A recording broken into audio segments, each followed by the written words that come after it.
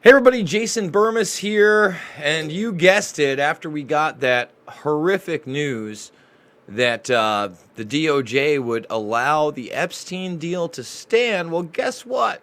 The Dersh started weighing in, and all of a sudden, in his defamation case that he welcomed it. He wanted all the documents released, and he wanted it all on the table, and now he's saying, no, no, no, no, no. And he's trying to base it on constitutional First Amendment grounds. I'm not kidding you. Now, we've talked about this before. Lawyers are liars. That's what they do for a living. They lie for a living. That is what they are paid to do. Enacting the law means lying, especially when you're Alan Dershowitz, an 80-year-old man who has been accused of some very, very bad things regarding the Epstein case. Now, again, I'm going to show you this article here. Alan Dershowitz suddenly reverses his welcome of a defamation case from the formerly underage accuser. All right? So, if we check this out right here, this is the section of the Miami Herald article that will describe it to us. Dershowitz, however, said that he is asking the case to be dismissed on constitutional grounds, not because he's backing down from the fight.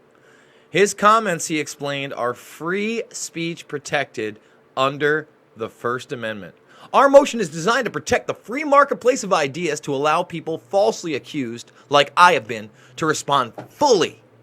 And I have been teaching and advocating for the First Amendment for decades. Oh, thank you so much, Alan. Oh, thank you so much, Mr. Dershowitz. There will be a court proceeding where I can fight in the appropriate forum to prove my innocence, but I'm not going to compromise the First Amendment, even in my own interest. No, your interest is to keep the documents sealed. It's more than apparent, and now try to get this case thrown out. Now, he tried to use very similar tactics when they first were defending Epstein against Guthrie and others, and Bradley Edwards was a lawyer, and they started to defame him. They said that Bradley Edwards and his partner needed to be disbarred.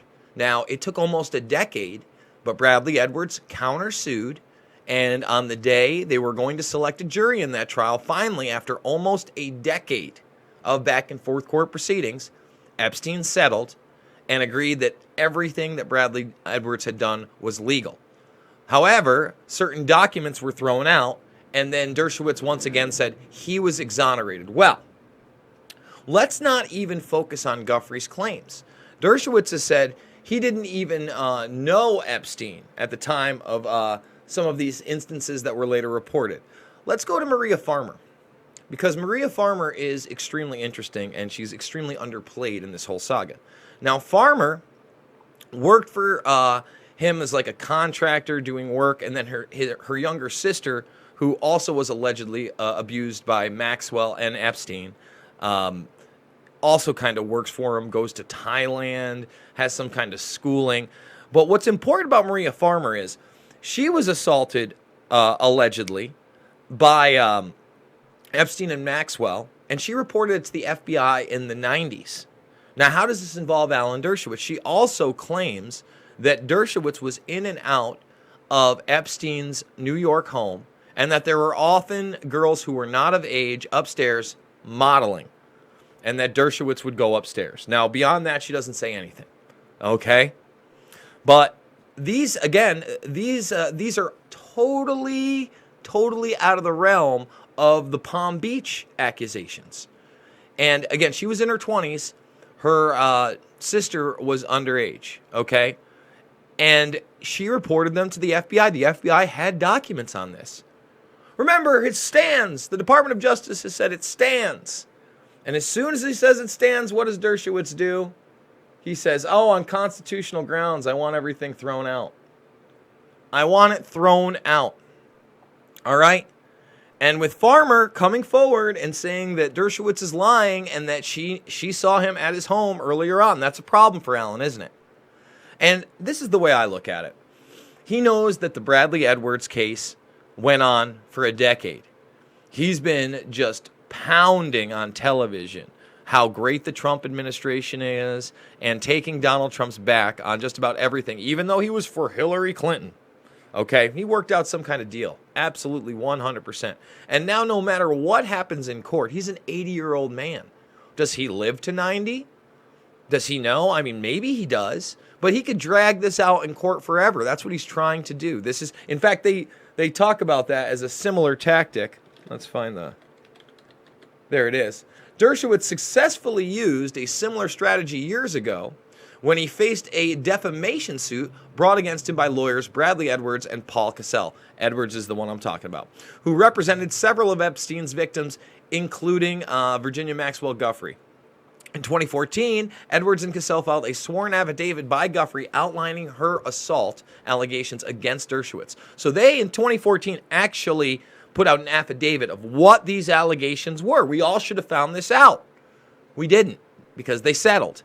Not only did they settle, but then they threw it out. The affidavit was attached to a large 2008 federal lawsuit the two lawyers brought against federal prosecutors who handled the Epstein case. Again, something that took almost a decade. Dershowitz went on a media blitz demanding that the two lawyers be disbarred for filing an affidavit disparaging him and in a case that didn't involve him.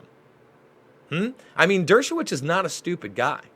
This case between the lawyers was subsequently settled, and a judge ruled that Guthrie's affidavit should be removed from the court record. Why are these people continually being protected? It is unbelievable that in the Epstein case, they gave immunity to unknown parties for unknown crimes. Say it with me. Immunity to unknown parties for unknown crimes. And Dershowitz said, bring it on. I'm innocent for years. For years. He would get up on a mic next to his wife. He would bring his family on television. Said he did none of these things and he'd prove it in court. He wants all the documents unsealed. Yet, when it was time to unseal all the documents, there was a mystery party who stepped in and said, no, we need these sealed. There were actually two mystery parties. We covered that on We Are Change. So the documents remain sealed. He files a defamation suit against Guthrie. She files a suit against Dershowitz. And now, Dershowitz, who said he wanted it all out, you know what? I really do. I want to be able to defend myself. But I love the Constitution so much and the First Amendment so much, Judge. I fought for decades for it, that I'm not going to jeopardize the First Amendment for my own selfish reasons. Does anyone buy that bullshit that he's peddling? This is yet another atrocity in a case that time and time again, as you look deeper and deeper, as you dig further and further, gets what? Worse and worse, not better. The connections become more and more relevant, and the allegations become longer and from farther away. Years before the Palm Beach incident. And even Bradley Edwards has talked about these little black books. You know, the black book with all those names on it. Remember the butler smuggled that out? And then the butler got more time than Epstein did. And then once he got out, he died. That's fair. That sounds cool. And Edwards said that was just one of the books. There's another book for, say, New Mexico, where Epstein allegedly didn't even have to file as a sex offender after losing because their age of consent is 16 years old, as in 30 states, I believe, in the United States, where he didn't have to register. We all just assumed that when they cut him that sweetheart deal, they at least, out of the 30-plus victims, used the initial 14-year-old girl. No. Why would they do that? And it was only through this reinvestigation through the DOJ that we found that out. And remember, old Dershey here, he wanted it all on the table. He wanted the documents. He wanted everybody to know he was innocent. He didn't do this. But now he wants to throw it out on constitutional grounds. This is insanity, folks. This is how lawyers work. And, some people think it's a brilliant maneuver because, again, he could just put this off on and on and on and on and on. He's an older guy. He's 80 years old. Who knows how much longer he's going to be around.